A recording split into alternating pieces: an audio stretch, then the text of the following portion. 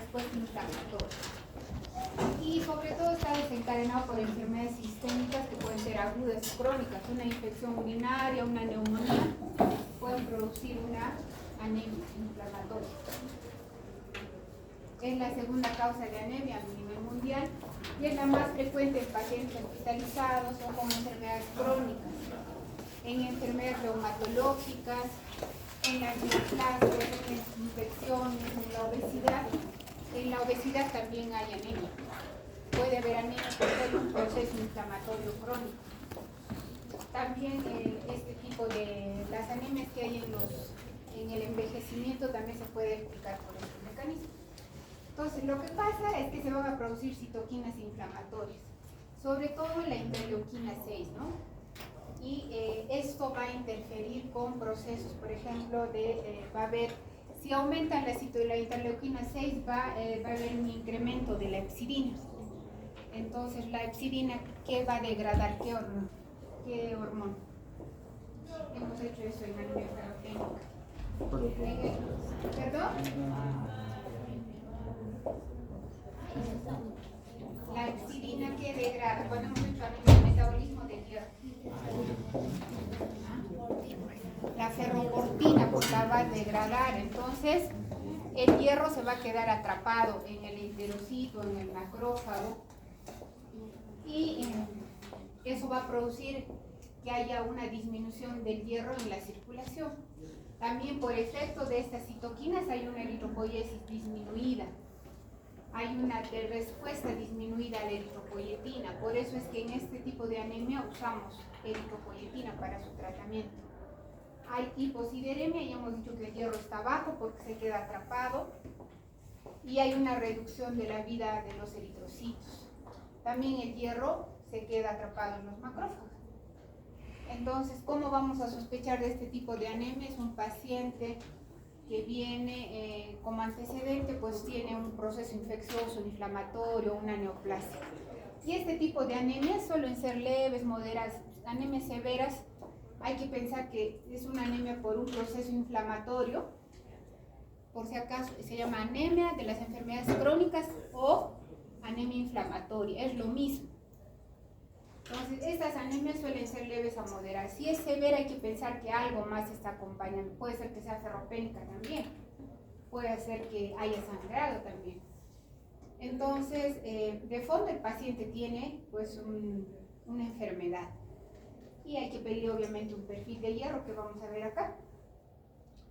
El tratamiento obviamente es, ¿cómo creen que sería el tratamiento? Es de la enfermedad de fondo, ¿no? Si tiene una neumonía, tendrán que tratar la neumonía. Pero además, en algunos casos podemos usar eritropoyetina.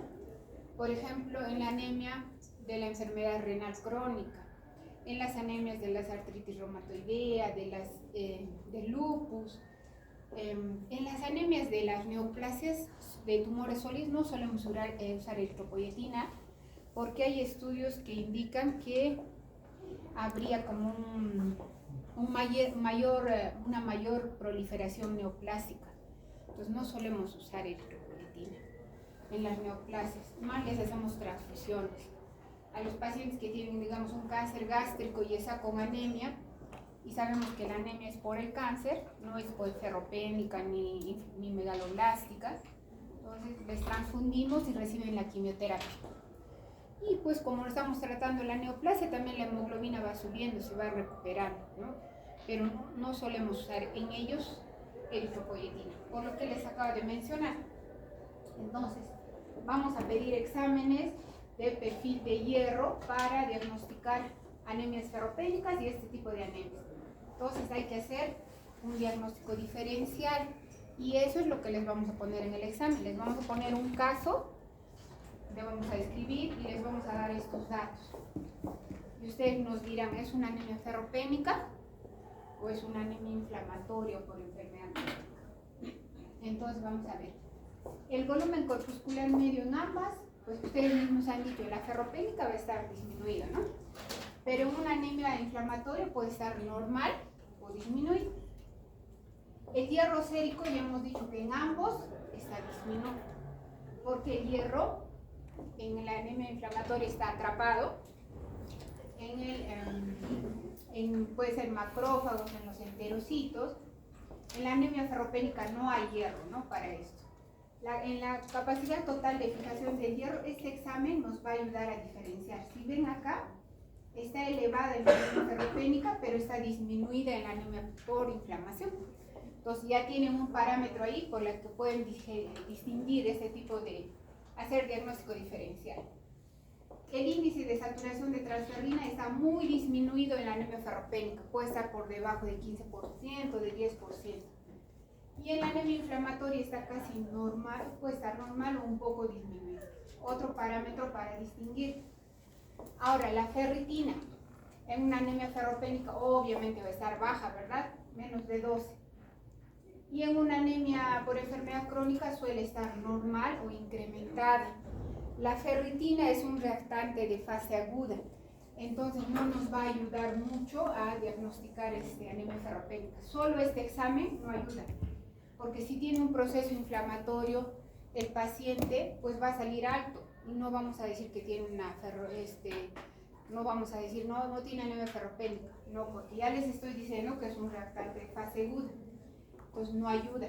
Van a tener que utilizar para diagnosticar la ferritina, el índice de saturación de transferrina, la capacidad total de fijación del hierro. Ahora, los receptores solubles de transferrina y el logaritmo de la ferritina, que es un examen que ayuda a diagnosticar anemia ferropénica, está en más de 2 en este tipo de anemia y en menos de 1 en las anemias inflamatorias, ¿no? Pero lo que pasa es que este examen no lo vamos a encontrar en todos los laboratorios. Ahora, si hacemos un aspirado de médula ósea que no es necesario, en la anemia ferropénica vamos a encontrar que no hay depósitos de hierro en los macrófagos, pero en una anemia inflamatoria están normales o están incrementados. Hacemos el aspirado y vemos la correlación de hemosiderina y vemos que hay mucho hierro, se ve como verde.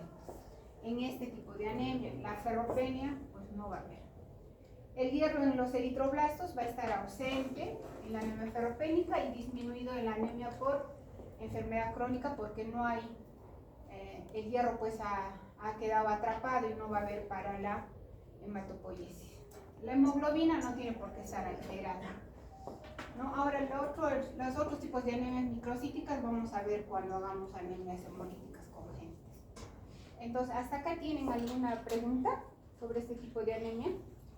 Ya saben, para el diagnóstico diferencial, anemia ferropénica de anemia por enfermedad crónica.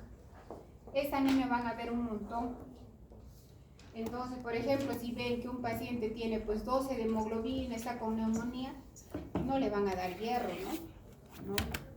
Entonces hay que tratar la neumonía y después hacerle un control, de repente ya se normalizó la hemoglobina. ¿Sí? Ahora vamos a ver otro tema que son las anemias hemolíticas. Entonces, cosas importantes, que la anemia hemolítica es una anemia en la cual va a haber destrucción de los glóbulos rojos, hay una disminución de la supervivencia de los eritrocitos. ¿Cuánto tiempo viven los eritrocitos? 120, entonces va a estar disminuida y por ende hay una respuesta de la médula ósea. Por eso se llaman anemias regenerativas, por eso es que los eritroblastos están incrementados, los reticulocitos están incrementados. Hay una regeneración eritroblástica en la médula ósea, o sea, la eritropoiesis se va incluso multiplicar 6 a 8 veces más en respuesta a la anemia, ¿no? Y esto es importante. Hay anemias hemolíticas intravasculares que se producen en la circulación o extravasculares que se van a producir en el hígado o en el vaso. También puede ser en la médula ósea. Entonces, esta es la clasificación de las anemias hemolíticas. Por herencia van a ser congénitas o adquiridas. Las congénitas, por ejemplo, tenemos las talasemias, la esferocitosis hereditaria. Las adquiridas, por ejemplo, son las anemias hemolíticas autoinmunes. Son adquiridas. Ahora, por el mecanismo de la hemólisis pueden ser intrínsecas o corpusculares o extracorpusculares o extrínsecas. Intrínsecas son usualmente las congénitas, ¿no? Porque el problema es del glóbulo rojo. En una esferocitosis hereditaria el problema es a nivel de la membrana del eritrocito. En las extracorpusculares o extrínsecas el mecanismo va a ser sobre todo adquirido, ¿no? Y el lugar de la hemólisis ya hemos dicho, puede ser intravascular o extravascular. Entonces, acá que vamos a ver que la hemólisis puede ser acá intravascular y esta es extravascular. En la intravascular, entonces la lisis es la circulación. Entonces, ¿qué va a pasar? La hemoglobina va a salir a la circulación y eso va a ser filtrado por el riñón y lo que vamos a ver es hemoglobinuria, ¿no? Eso es lo que vamos a ver y por ejemplo los pacientes dicen estoy orinando como Coca-Cola, dicen. Eso dicen como Coca-Cola, estoy orinando sangre, algo así, ¿no? Hay veces no lo saben describir bien, ¿no? Y entonces si le pedimos un examen de orina, pues vamos a encontrar hemoglobina y hemosiderina, ¿no? Hemoglobinuria, hemosideruria en el examen de orina. Ahora, hay un marcador también que vamos a ver que es de hemólisis, que se llama lactoglobina, es una proteína a la que se une la hemoglobina, y cuando hay hemólisis se va a unir y entonces la lactoglobina no la vamos a poder detectar. Es un examen que pueden pedir para diagnosticar anemia hemolítica. Ahora, en la extravascular, pues los glóbulos rojos se van a destruir en los macrófagos del hígado, del vaso, van a ser fagocitados y bueno, después de su metabolismo, de la bilirrubina y todo, a nivel del hígado va a producirse pues la conjugación de la bilirrubina y vamos a poder ver urobilinógeno, por ejemplo, si le hacemos un examen de orina, ¿no? Pero acá, pues, si le preguntamos al paciente cómo está la orina, nos va a mencionar que pues, puede estar de repente un poco anaranjada o normal. Acá vamos a encontrar obviamente un incremento de la bilirrubina indirecta. Igual acá, ¿no? Hay un incremento. Entonces, ahora vamos a ver un poco la clasificación etiopatogénica de las anemias. Se van a dividir en corpusculares cuando el daño es del mismo glóbulo rojo. Y acá tienen que tomar en cuenta esto, que eso también les preguntamos. Pueden ser congénitas. Congénita significa que de nacimiento tienen problemas en los glóbulos rojos y eso hace que hemolicen. Tenemos la esclerosis hereditaria, las hemoglobinopatías estructurales, por ejemplo, la hemoglobinopatía S, la anemia falciforme, están en este grupo. Estas dos van a producir hemólisis extravascular. Por eso es que en ellos encontramos esplenomegalia. Después tenemos la deficiencia de glucosa 6-fosfato deshidrogenasa.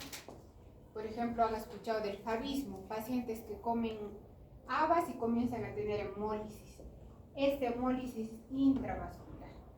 Tienen que repasar eso porque eso les preguntamos. Ahora, algo que es importante que recuerden que hay una anemia hemolítica adquirida. O sea, es un defecto del glóbulo rojo, pero que no es de nacimiento, sino que los pacientes lo adquieren. Esa anemia hemolítica se llama hemoglobinuria paroxística nocturna. Es cuando hay una susceptibilidad de los glóbulos rojos a la acción del complemento y sobre todo la hemólisis es en las noches.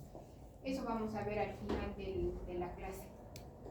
Entonces, esto está claro, ¿no? No todas las anemias corpusculares, cuando el defecto es del glóbulo rojo, son congénitas, también pueden ser adquiridas. Y una de ellas es la hemoglobinuria paroxística nocturna, donde se produce hemólisis intravascular. Ahora, estas son las anemias hemolíticas más frecuentes, las extracorpusculares, ¿no? Y estas también, pues, son adquiridas. Entonces, acá vamos a dividirles en dos grandes grupos, las de causa inmune y no inmune. Las de causa inmune, pues lo más frecuente son las anemias hemolíticas autoinmunes, ¿no?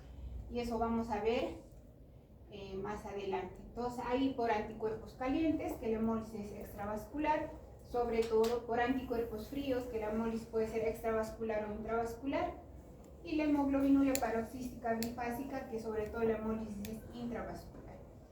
Las reacciones, las anemias hemolíticas aloinmunes, ¿por qué se llaman así? ¿Saben ustedes por qué se llama, qué es un autoanticuerpo, qué es un aloanticuerpo? ¿Qué diferencia hay entre un autoanticuerpo y un aloanticuerpo. ¿Qué significa autoanticuerpo?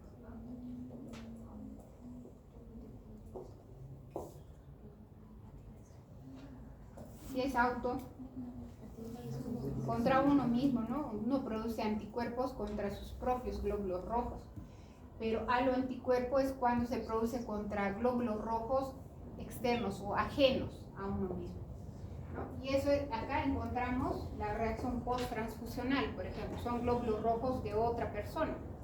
Acá la hemólisis puede ser intravascular o extravascular. La enfermedad hemolítica del recién nacido, ¿no? La mamá comienza a producir anticuerpos contra los glóbulos rojos del bebé, no son propios. Y acá también en este grupo tenemos las anemias hemolíticas por medicamentos. Esas son inmunes, o sea, por anticuerpos. Eso es de causa inmune. Ahora acá tenemos las de causa no inmune, ¿no? Por ejemplo, las de causas mecánicas, que son las anemias hemolíticas microangiopáticas. Acá está la coagulación intravascular diseminada, la púrpura trombocitopénica trombótica, el síndrome urémico hemolítico. Las prótesis valvulares también pueden producir hemólisis. La hemoglobinuria de la marcha y del deporte, dice que los glóbulos rojos en los deportistas profesionales o de se produce por ejemplo al correr, al hacer maratón, se produce una lisis de los glóbulos rojos en la microvasculatura, sobre todo en los pies. Por agentes físicos o químicos en quemados, por ejemplo, por parásitos, la malaria, en el hiperesplenismo también pueden haber hemólisis en el vaso, ¿no? En estos primeros, la hemólisis es extravascular y por el hiperesplenismo va a ser extravascular, o sea, en el mismo vaso. Entonces, ahora vamos a ver cómo diagnosticamos una anemia hemolítica. Primero hay que hacer una historia. Entonces, si uno sospecha que el paciente tiene una talasemia, ¿qué le preguntaría? Primero será joven, ¿no? Será un niño o un joven. Usualmente se diagnostican jóvenes. ¿Qué cosa le preguntaría? La talasemia es una anemia hemolítica congénita. Claro, muy bien, antecedentes familiares tienen que preguntar, porque puede ser que su mamá tenga esferostosis hereditaria o su papá o tengan talasemias. Hay que preguntar antecedentes familiares. Y pues acá van a ver la triada clásica de una anemia hemolítica. Hay anemia, ictericia y ¿qué más? Esplenomegalia. No en todos los casos, pero sí va a haber esplenomegalia como una triada frecuente. Hay que ver antecedentes de uso de fármacos, paracetamol, por ejemplo, antibióticos, puede ser ceftriaxona, ceftazidima, si ha consumido habas, historia de infecciones previas, ¿no? O pues, por ejemplo, si ha recibido una transfusión, si están embarazos, ¿no? Por ejemplo, también hay que preguntar de dónde son, ¿no? Por ejemplo, de dónde vienen. Hay algunas anemias hemolíticas que son más frecuentes, por ejemplo, en la raza negra, como la deficiencia de glucosa 6-fosfato deshidrogenasa y la anemia falciforme. En cambio, la talasemia y la esferostosis hereditaria es más frecuente en personas de países del Mediterráneo. En nuestro país, por ejemplo, la anemia falciforme o la deficiencia de esta enzima solemos encontrar más en poblaciones que viven por Ica, en Pisco, por ejemplo, y son de raza negra, ¿no? Ahora, los datos clínicos, ¿qué vamos a encontrar? Ya dijimos anemia, ictericia, esplenomegalia, litiasis vesicular por el mismo metabolismo de la hemoglobina y de las bilirrubinas, se van a producir cálculos. Por ejemplo, si un niño de 6 años tiene litiasis vesicular y tiene anemia, tienen que pensar que es un niño que tiene anemia hemolítica, ¿no? Ahora, alteraciones óseas, retraso del crecimiento, deformaciones por un exceso de la eritropoiesis, sobre todo esto en anemias hemolíticas congénitas. Puede haber insuficiencia renal o cálculos renales. ¿En qué tipo de anemia hemolítica habría? ¿En la intravascular o en la extravascular habría insuficiencia renal? En la intravascular, ¿no es cierto? Porque es donde estamos perdiendo hemoglobina.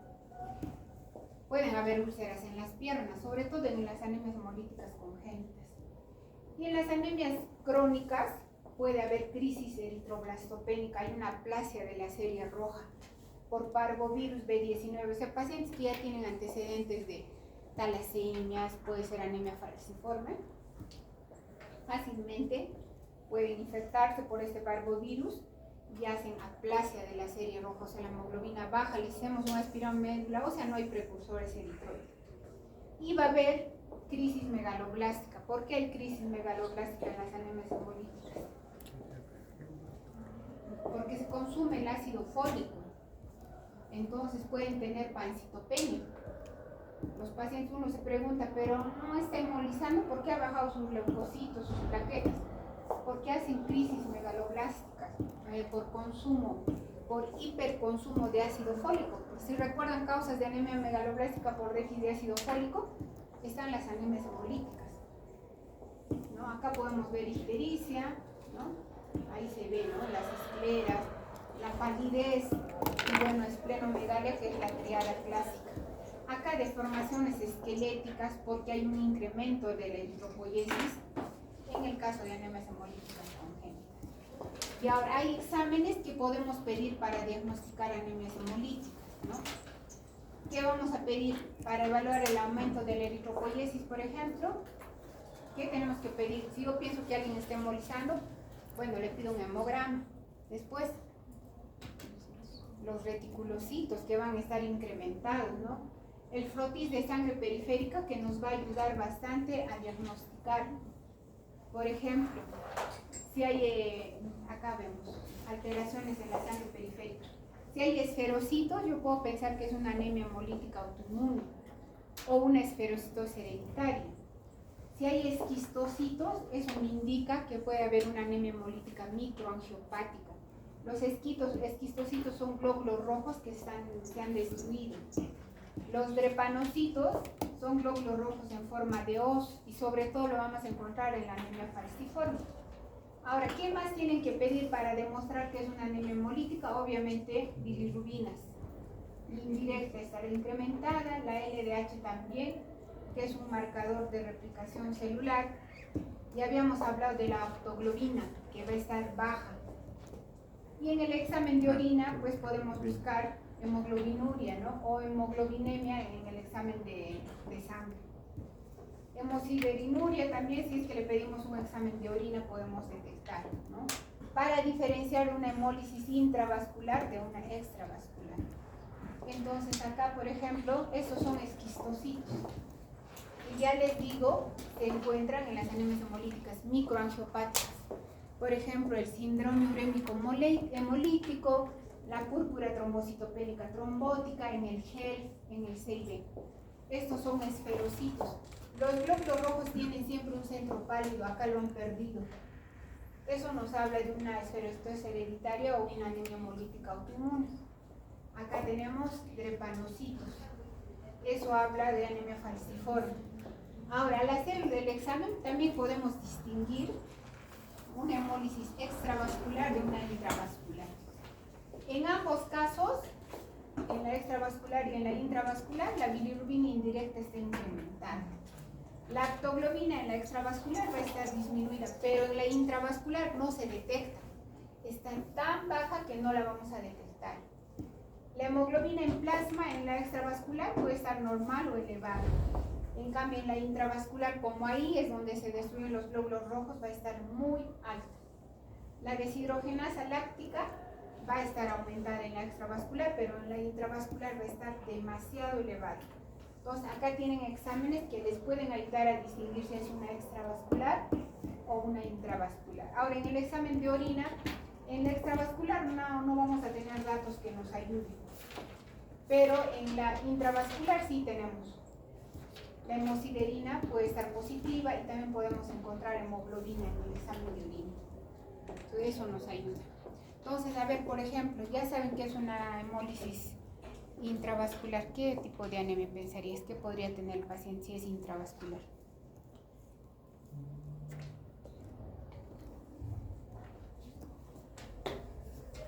Una hemoglobinuria paroxística nocturna podría ser si es intravascular. No. Hemoglobinuria paroxística. Hay una deficiencia del PIG. Ahorita vamos a hacer y los glóbulos rojos son más susceptibles a la acción del complemento. Ahora, en una extravascular, ¿qué tipo de anemia hemolítica podría ser si es extravascular?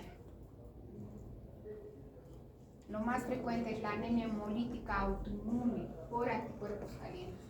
Entonces, si ustedes ya han llegado hasta este diagnóstico, entonces también por frecuencia tienen que pensar qué tipo de anemia hemolítica puede ser, de acuerdo a la edad del paciente, a sus antecedentes. Entonces ahora vamos a ver las causas, vamos a desarrollar cada una. Estas son las anemias hemolíticas adquiridas, que son las más frecuentes, ¿no? Y las más frecuentes son las de causa inmune. Eso es lo que vamos a ver ahora. Entonces, vamos a ver las anemias hemolíticas autoinmunes que se producen por autoanticuerpos, ¿no? Entonces, ¿por qué se produce? ¿Por qué uno comienza de pronto a destruir sus propios glóbulos rojos? Porque hay hipótesis. Hay alguna desregulación en el sistema inmunológico. Entonces, esa es la primera teoría, ¿no? Hay un antígeno de la membrana del eritrocito que sería modificado, por ejemplo, por una infección. Entonces, nuestro sistema inmunológico ya no lo va a reconocer como normal y va a comenzar a producir autoanticuerpos. Por ejemplo, que le haya dado una infección por hepatitis C, lo que se sabe es que se altera los antígenos de los glóbulos rojos y ya comienzan a destruir. Es una hipótesis. La segunda, que serían anticuerpos frente a antígenos que son muy similares, o sea, que parece que tuvieran la misma estructura. Por ejemplo, puede ser de un virus, por ejemplo, el Epstein-Barr virus, que tuvieran antígenos semejantes a los glóbulos rojos y los comienzan a destruir porque los confunden. Y la tercera es que el sistema inmune pierde la capacidad de reconocer los antígenos como propios. Por ejemplo, eso podría pasar en una neoplasia, en una leucemia linfática crónica, en los linfomas. O sea, puede haber estas alteraciones y comienzan a destruir. Los compañeros que están rotando conmigo hemos visto un paciente que tiene un linfoma no Hodgkin de tipo T y que está hemolizando. Tiene un PTI, tiene anemia hemolítica autoinmune. Por ejemplo, ahí por la neoplasia hay una disregulación y ha comenzado él mismo a destruir sus glóbulos rojos, ¿no? Entonces, el anemia hemolítica autoinmune se va a dividir en anemia hemolítica por anticuerpos calientes, por anticuerpos fríos y por anticuerpos bifásicos, o también llamada de Donald-Landstein, ¿ya? Entonces, para cada tipo de anemia hemolítica hay un tipo de inmunoglobulina. O sea, ustedes saben que los anticuerpos son inmunoglobulinas, ¿no es cierto? Entonces se van a producir diferentes tipos de inmunoglobulinas y eso vamos a ver acá. Entonces primero vamos a ver por anticuerpos calientes. ¿Cómo son estos autoanticuerpos? Son de tipo IgG y tienen escasa capacidad de fijar el complemento. Y la hemólisis se produce a temperatura corporal a 17 grados. Y el antígeno del glóbulo rojo contra el que se dirigen es el anti-RH, que está acá en el glóbulo rojo. Ese es el más frecuente. Ahora, por anticuerpos fríos son tipo inmunoglobulina M, estos autoanticuerpos. Y sí activan el complemento. Entonces, cuando activan el complemento, la hemólisis es intravascular, sobre todo. Entonces, tienen capacidad de aglutinar. Y la hemólisis se produce entre 0 y 20 grados. Y la especificidad contra el antígeno es contra el antígeno I mayúscula y I minúscula del glóbulo rojo. Entonces, esta hemólisis se produce al frío. Los pacientes, cuando comienza a hacer frío, comienzan a hemolizar y, por ejemplo, comienzan a tener acrocianosis, o acá también en la oreja, comienzan a tener cianosis, incluso se pueden necrosar el pabellón o se pueden necrosar los dedos. Ahora, los autoanticuerpos de hemolicinas bifásicas o de Donald-Landstein son de tipo IgG y estos activan intensamente el complemento. Entonces, se activan, van a producir una hemólisis intravascular. Se fijan a la membrana del eritrocito a baja temperatura. Recuerden, se fijan a baja temperatura, pero la hemólisis la van a producir a temperatura corporal. y a 37 grados, ¿no? Y van a estar dirigidos contra el antígeno P del glóbulo rojo. Entonces, estas son las características de los autoanticuerpos en estas anemias hemolíticas. Entonces, ¿qué examen tenemos que pedir para diagnosticar una anemia hemolítica autoinmune? ¿Qué se pide? El test de Coombs, ¿no? El test de Coombs directo, porque este test de Coombs nos va a ayudar a distinguir a antígenos en el glóbulo rojo, ¿no? Entonces, como dice acá, se obtiene la muestra de sangre del paciente que está supuestamente hemolizando y hay presencia de autoanticuerpos en la superficie del glóbulo rojo, que son estos. Se va a añadir el suero, el reactivo de Coombs, y acá lo que se observa es que aglutinan los eritrocitos, ¿no? Todos se han juntado, y esto es lo que nos van a informar en el laboratorio. Nos informan test de Coombs, una cruz, 2 cruces, 3 cruces, eso nos informa. En cambio, el test de Coombs indirecto va a detectar estos autoanticuerpos, pero en el suero. Lo que nos sirve en ese tipo de anemia hemolítica autoinmune es el test de Coombs directo. Entonces ahora vamos a ver el anemia hemolítica autoinmune por anticuerpos calientes o también llamada común. Esa es la más frecuente. 2/3 de los casos son este tipo de anemia hemolítica. La incidencia es 10 casos por millón y sobre todo en mujeres les da y pueden ser idiopáticos. La mitad de las veces no sabemos por qué se ha detectado, pero la otra mitad se asocia a síndromes linfoproliferativos, por ejemplo, linfomas, leucemias linfáticas crónicas, a colagenopatías como por ejemplo artritis reumatoidea o lupus, y si se asocia a PTI, que es un problema también de autoanticuerpos antiplaquetarios, se va a llamar síndrome de Evans. También se puede asociar a colitis ulcerosa, a carcinomas y a VIH. Entonces nosotros les vamos a dar un caso clínico y les vamos a decir paciente de tantos años, les vamos a dar datos de hemólisis y les vamos a decir portadora de lupus y que tiene test de Coombs directo o monoespecífico, les podemos decir a inmunoglobulina G, o sea, datos de que son por anticuerpos calientes, y les podemos preguntar qué tratamiento le van a dar o de qué tipo de anemia hemolítica sospechan. Ustedes van a sospechar de acuerdo a la enfermedad que tiene el paciente, pero recuerden que la otra mitad no tienen causa, son idiopáticas, pero en la otra mitad sí hay causas, ¿no? Entonces, si vemos que un paciente tiene una anemia hemolítica autoinmune, ¿qué tenemos que hacer? Buscar la causa, porque ya nos ha pasado que pensamos que solo está hemolizando y no pasa, les damos pulsos de corticoides y sigue bajando la hemoglobina. ¿Por qué? Porque no hemos buscado por la causa. Por ejemplo, tiene un linfoma, es un debut. ¿Qué vamos a hacer para que deje de hemolizar? Si tiene un linfoma, tenemos que darle quimioterapia, si no, no va a dejar de hemolizar, se va a morir. Porque cuando un paciente comienza a hemolizar, tiene 10 de hemoglobina, en la noche tiene 8, al día siguiente tiene 5, y en la tarde tiene 3 y se muere. Se tienen que buscar siempre causas. De los más frecuentes, por ejemplo, les pueden pedir tomografías, y de repente tienen adenopatía, le pueden pedir pruebas de VIH, de repente tienen criterios para lupus, buscar. Entonces, ya si no encuentro una causa, le he pedido exámenes de hepatitis B, hepatitis C, de VIH, entonces no encuentro, y ya diré, parece que es primaria, ¿no? No hay causa. Entonces, si es primaria, el manejo es, el manejo es parecido, pero no me voy a preocupar por una enfermedad de base. Entonces, ¿cómo se produce esta? La hemólisis, sobre todo acá, es la hemólisis extravascular, ¿no? A nivel del vaso, sobre todo en el vaso y en el hígado. Ahora, ¿cómo es clínicamente, cómo se presenta esta anemia hemolítica? Es insidiosa la presentación, puede ser de carácter crónico, pero tienen como crisis hemolítica, o sea, ellos ya saben que tienen anemia hemolítica autoinmune, pero hay veces en que tienen crisis hemolíticas, o sea, su hemoglobina se mantenía en 10, 11, estaban bien, y de pronto un día vienen con 7, 6, o sea, comienzan a hacer episodios de hemólisis. Entonces vamos a encontrar ahí ictericia y esplenomegalia, rara vez va a haber fiebre o adenopatías.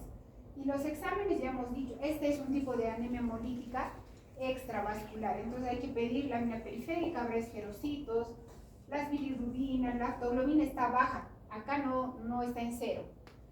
La LDH está incrementada, obviamente los reticulocitos están altos, y lo que nos va a dar el diagnóstico es el test de Coombs directo positivo, que está positivo en el 95% de los casos. Eso también les preguntamos, no en el 100%. Hay anemias hemolíticas en las que el Coombs sale negativo por diferentes motivos. De repente no hay muchos autoanticuerpos pegados al glóbulo rojo, puede ser diferentes las razones. Ahora, ¿qué hay que hacer? Si el tratamiento si es una enfermedad inmunológica, hay que inmunosuprimirlos, frenar la producción de autoanticuerpos. Y para eso, ¿qué hacemos? Usamos corticoides, inmunoglobulina humana, usamos rituximab, por ejemplo, para frenar a los glóbulos, a los linfocitos B y frenar la producción de estos de autoanticuerpos. Se pueden usar inmunosupresores como quimioterapia, ciclofosfamida, azathioprina, y hay casos en los que tenemos que esplenectomizarlos porque no podemos controlar la hemólisis. Y en los casos en los que la hemoglobina baja demasiado, pues hay que hacer transfusión de paquete globular.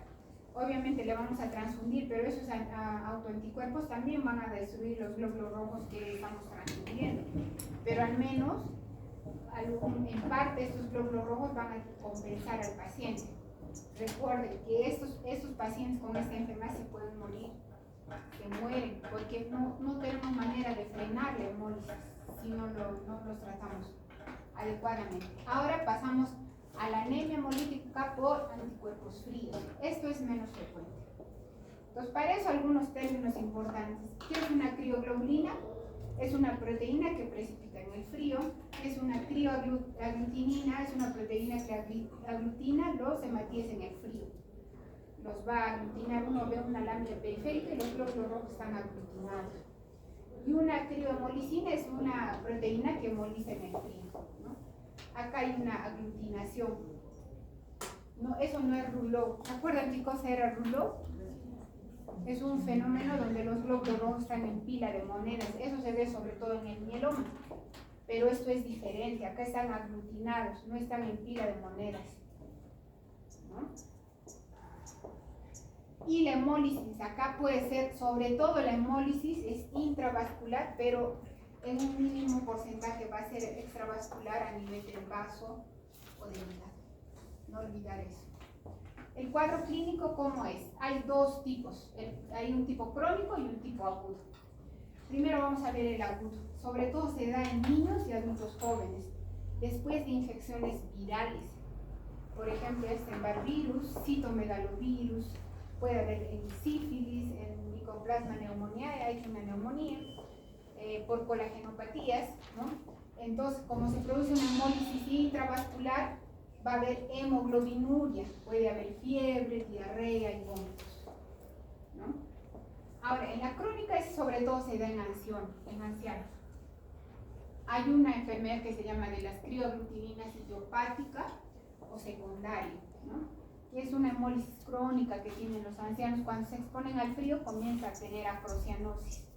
También se puede asociar a Mycoplasma pneumoniae, algunas neoplasias linfoides, a carcinomas metastásicos.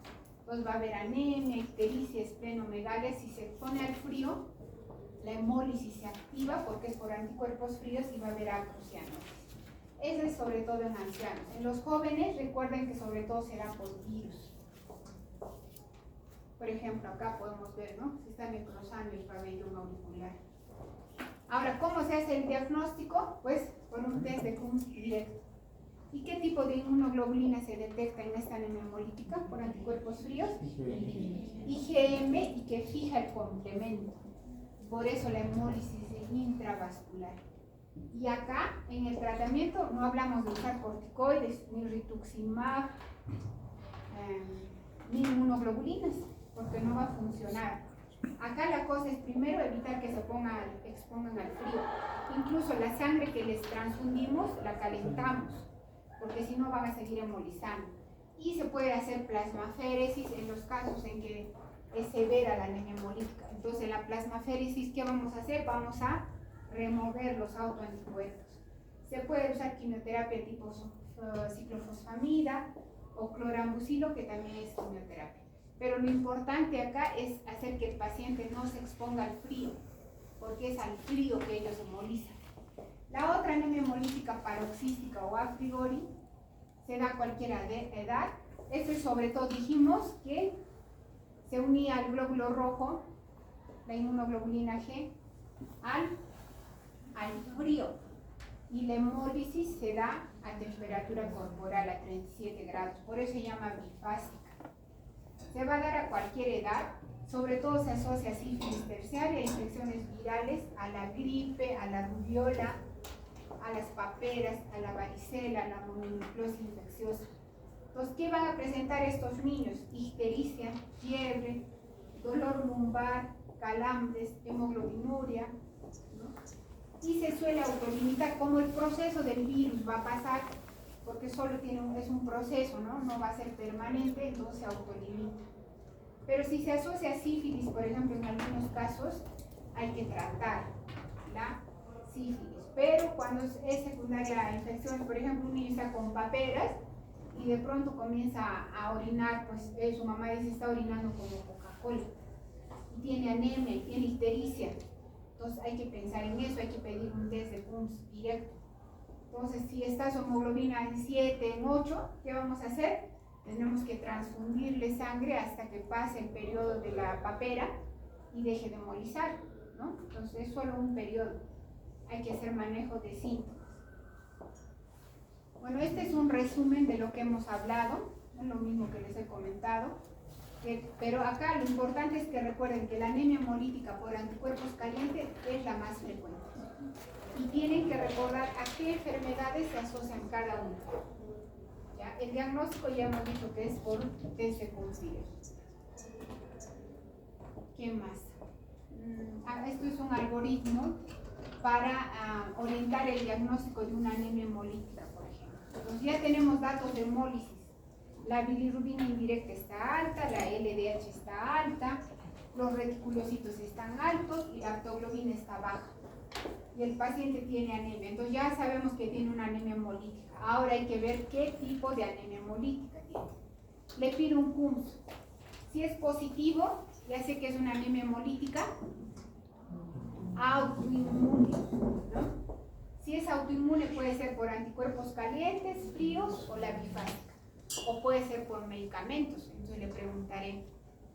Si el PUMS sale negativo, pues voy a pensar en anemias hemolíticas no inmunes. Por ejemplo, podría pensar, si le pido un test de PUMS indirecto, podría ser que sea una reacción transfusional. Le puedo pedir también un PUMS directo o una enfermedad hemolítica al recién nacido, dependiendo del caso. Eso vamos a ver ahorita. Las anemias hemolíticas inmunomedicamentosas, por medicamentos. Y son de 3 tipos, ¿no? Entonces, el tipo afteno, acá está, este es el glóbulo rojo, aquí está el medicamento y se va a producir un anticuerpo contra esto, ¿no? Entonces, ese es el tipo de afteno. El tipo neoantígeno es el que acá este es el antígeno del glóbulo rojo, este es el medicamento y se produce un anticuerpo contra este complejo, ¿no? El otro es mecanismo autoinmune, es independiente del fármaco. O sea, acá en ningún lugar está el fármaco, pero los pacientes toman esos medicamentos y por alguna razón comienzan a embolizar, ¿no? Eso se llama autoinmune. Y este tipo es difícil de distinguirla de los que acabamos de hacer, porque igual van a tener test directo, van a tener los mismos datos. Entonces vamos a ver. La autoinmune, que les dije que es igual que la anemia hemolítica por anticuerpos calientes, por ejemplo, el prototipo acá es por el uso de medicamentos como el alfa-metildopa, ¿no? Hay que pedir un test de PUMS directo y será positivo a IgG. El lugar de la hemólisis es el vaso y, bueno, el mecanismo es autoinmune acá. No tiene nada que ver el medicamento, pero hay esa edad de que toma alfa-metildopa, por ejemplo. Entonces, ¿qué hay que hacer? Suspender el medicamento. En el tipo afteno, por ejemplo, acá el fármaco se va a unir al glóbulo rojo, a la membrana. Entonces el tipo de anticuerpo es IgG. el test de Coombs va a ser positivo, la hemólisis a nivel del vaso. Los mecanismos neoantígenos, acá el representativo es la quinina, y acá sí se va a unir al antígeno del glóbulo rojo el medicamento y se va a producir un anticuerpo. Sí, acá la hemólisis es intravascular y pues el tratamiento va a ser suspender los medicamentos. Acá hay una lista de los medicamentos que producen los diferentes tipos de anemia hemolítica. Por ejemplo, por tipo neoantígeno están los antipalúricos, analgésicos, por ejemplo, vean la aspirina. Los diuréticos tienen que preguntar al paciente si está tomando medicamentos. Los tipo acteno, acá tenemos las penicilinas, las cefalosporinas, recuerden que usamos bastante. Y en los tipos anemias hemolíticas independientes del fármaco, autoinmunes, están la alfa-metildopa, la levodopa, la fludarabina y los AINES. Nosotros usamos fludarabina como quimioterapia. Entonces, una lista de exámenes. ¿Alguna pregunta, chicos, hasta acá? Ahora vamos a ver otro tipo de anemia hemolítica que es producida por anticuerpos, ¿no es cierto? Entonces, ya no son anticuerpos de uno mismo, son anticuerpos de, por ejemplo, en este caso de la mamá. Entonces, ¿cómo se va a producir? Hay una inmunización de la madre frente a antígenos que ella no posee. Por ejemplo, acá la mamá es RH negativo y el bebé es positivo porque su papá es positivo. Entonces la mamá va a detectar eso y ¿qué va a hacer? Va a comenzar a producir. Hay una respuesta primaria en la que produce inmunoglobulina M. Y esta no va a atravesar la placenta. En un primer embarazo no va a pasar nada. Pero en un segundo contacto va a haber una respuesta inmunológica secundaria. Y pues acá sí se van a producir anticuerpos tipo inmunoglobulina G que sí van a atravesar la placenta. Entonces van a producir una hemólisis, una anemia hemolítica en el feto, ¿no? Clásicamente son anticuerpos contra el RH, anti-RH. El 50% de los bebés nacen levemente afectados, hacen fototerapia y pues ya se controla, ¿no? Pero otros pueden hacer complicaciones más graves por la ictericia, kernicterus o hidros fetales, por ejemplo, y pueden llegar incluso a fallecer. Entonces, ¿qué hacemos para el diagnóstico? Hay que pedir el grupo sanguíneo y ver si hay compatibilidad y el RH, ¿no? A la mamá y hay que saber también el grupo del papá. Para el diagnóstico hay que hacer test de Coombs directo y test de Coombs indirecto. Obviamente habrá el antecedente, ¿no? De que es una gestante, que el bebé acaba de nacer. Entonces, y para la prevención, pues ahora se usa la inmunoglobulina G anti-D. Eso se les pone ahora a las mamás. Ellas ya saben que son, por ejemplo, RH negativas, ellas mismas acuden al hospital. Ahora, en la anemia hemolítica por transfusión, también es producida por aloanticuerpos, ¿no?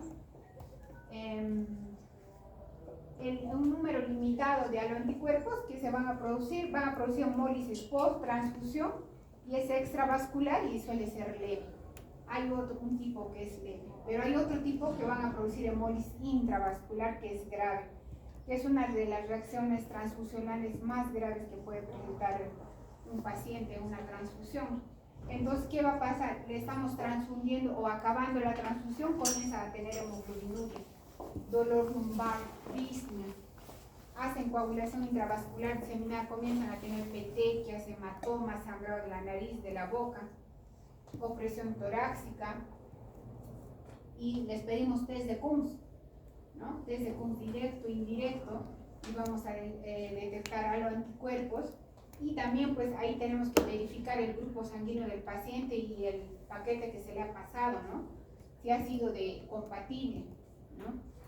Hay que ver, de repente también era RH negativo y le pusimos positivo, hizo una reacción transfusional. Por eso cuando hacen una orden de transfusión tienen que estar muy atentos a poner el grupo sanguíneo del paciente, el que le corresponde. Pero obviamente hacemos una prueba, se llama prueba cruzada, antes de la transfusión, pero puede haber por diferentes razones en todo el proceso de transfusión, puede haber algún error y se puede producir una reacción hemolítica transfusional. Hay otros aloanticuerpos de especificidad, por ejemplo el RH, el KIT, que pueden dar lugar a hemólisis intravascular, pero es menos grave. La que es más grave es por grupos A, B o ¿no? Estos grupos, digamos el RH, el KIT, que vamos a hacer cuando hagamos transfusión, van a producir hemólisis, pero menos grave.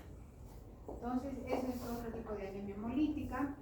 Ahora, ya hemos visto las anemias hemolíticas que causan inmunes. Ahora vemos las no inmunes. Acá, el test de Coombs es negativo. Eso se debe a que hay una agresión extrínseca al glóbulo rojo. Puede producirse por lesión del corazón y grandes vasos, porque tienen prótesis, por ejemplo, valvulares, tienen lesiones valvulares y va a producir hemólisis ahí. No, pero la hemólisis no suele ser grave en estos casos. También por lesión de pequeños vasos, son las anemias hemolíticas microangiopáticas. Entonces, acá vamos a ver este tipo de anemias hemolíticas. Yo creo que ustedes han escuchado hablar del síndrome urémico hemolítico, PTT de Hell, de CID, ¿sí, no? Ese tipo de enfermedades producen este tipo de anemias hemolíticas microangiopáticas. Entonces, ¿qué pasa? En los eritrocitos en la microcirculación, al pasar por la vasculatura, donde hay un incremento puede ser por un proceso inflamatorio a nivel de la microvasculatura, hay la formación, por ejemplo, de microtrombos, como dice acá. Al pasar el glóbulo rojo por la microvasculatura va a sufrir hemólisis, se van a hemolizar, se van a destruir. Y acá, ¿qué cosa es lo característico? Y eso es la pregunta del examen. ¿Qué vamos a encontrar acá? Esquistocitos. Entonces, si informan, el que lee la lámina periférica informan 30%, 50% de esquistocitos, entonces tienen que pensar en este tipo de anemias microangiopáticas. Vamos a ver rápidamente el síndrome urémico hemolítico, que si están rotando nefro, de repente han visto en los niños. Esto es frecuente en los niños, ¿no? Y en los jóvenes. El 75% de los casos hay niños que tienen antecedentes de disentería, producida por Shigella, por E. coli, por Streptococcus pneumoniae, que puede ser una neumonía. Tienen ese antecedente, su mamá los trae porque están pálidos, sangrando, se han hinchado, y la mamá dice, hace días está haciendo diarrea con sangre. Entonces, ¿qué se va a producir en la microvasculatura? Hay un infarto, congestión y trombosis en pequeñas arteriolas y capilares glomerulares. Eso va a explicar que hacen falla renal aguda. Entonces, el cuadro clínico es de una anemia aguda, hay dolor abdominal, hay vómitos, hay orinas oscuras, porque hay hemoglobinuria. Acá la hemólisis es intravascular y hay anuria con insuficiencia renal aguda, hay trombocitopenia. En la lámina periférica va a haber esquistocitos. El tratamiento es diálisis. Ahora les hacen diálisis peritoneal, ¿no? Y soporte hasta que puedan superar este cuadro, ¿no? Pero recuerden que acá hay insuficiencia renal. Y acá, pues, ¿cuándo van a sospechar de este tipo de anemia? Cuando son niños o son jóvenes, tienen falla renal aguda, tienen antecedentes de disentería o de infecciones, hay esquistocitos en la lámina periférica. Ahora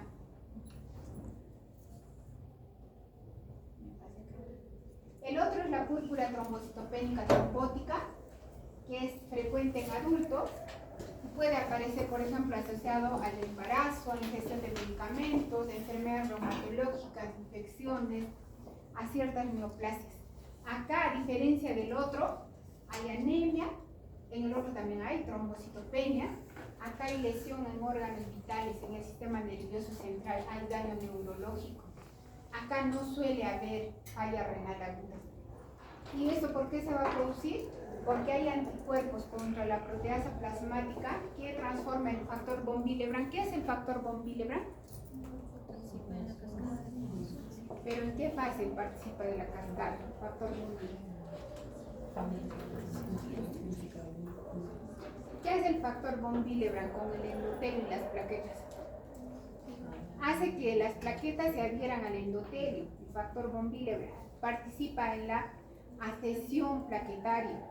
Ahí cuando uno comienza a sangrar, ahí va el factor von Willebrand hace que las plaquetas se adhieran al endotelio, entonces se adhieren, después se produce la agregación plaquetaria y se forma el trombo primario.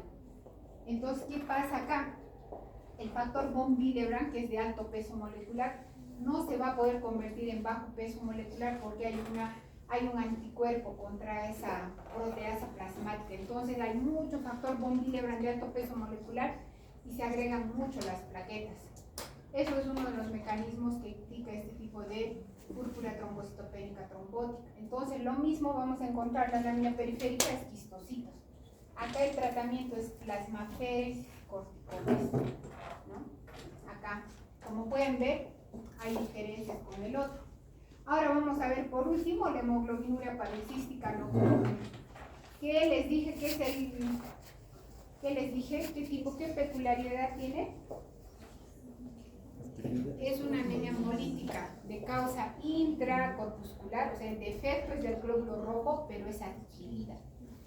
Porque todas las anemias hemolíticas congénitas, pues como su nombre indica, son de nacimiento, ¿no? Entonces, esta es adquirida. Entonces, ¿qué hay un trastorno adquirido del stem cell, de la célula madre?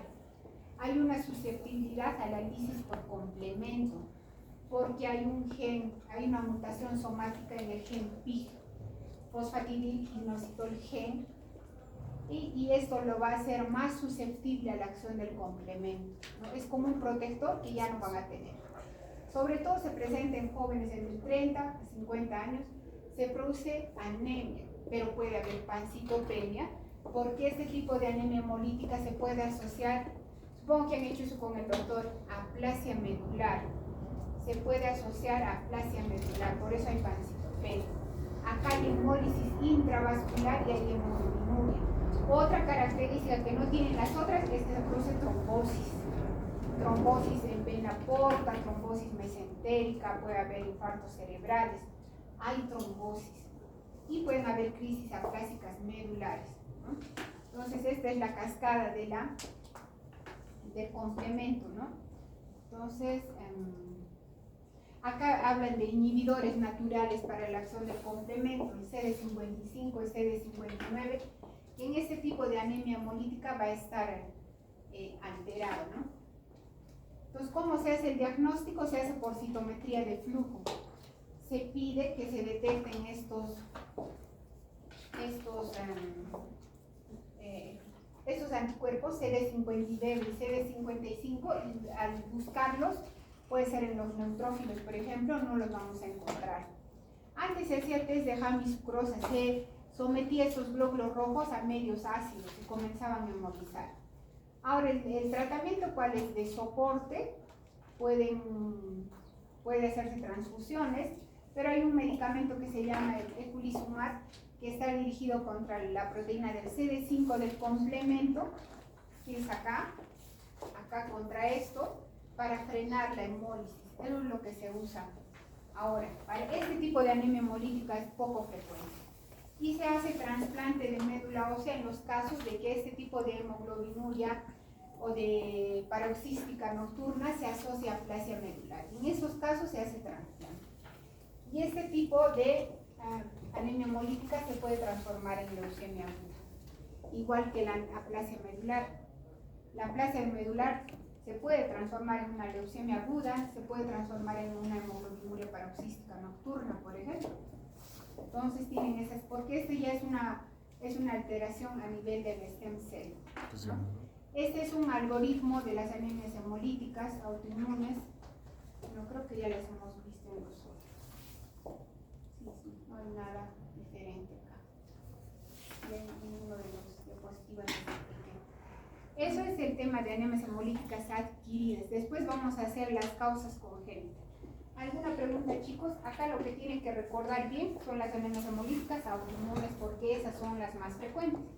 Y de las autoinmunes, la que más deben recordar son las producidas por anticuerpos calientes, que eso es lo más frecuente, el 2/3 de los casos son esas las anemias hemolíticas. ¿Ya? ¿Alguna pregunta? ¿Todo claro? Ya hemos conversado con el doctor Concha, el examen es el día jueves a las 7 de la mañana. Acá. Pues como van a venir los doctores de prácticas también,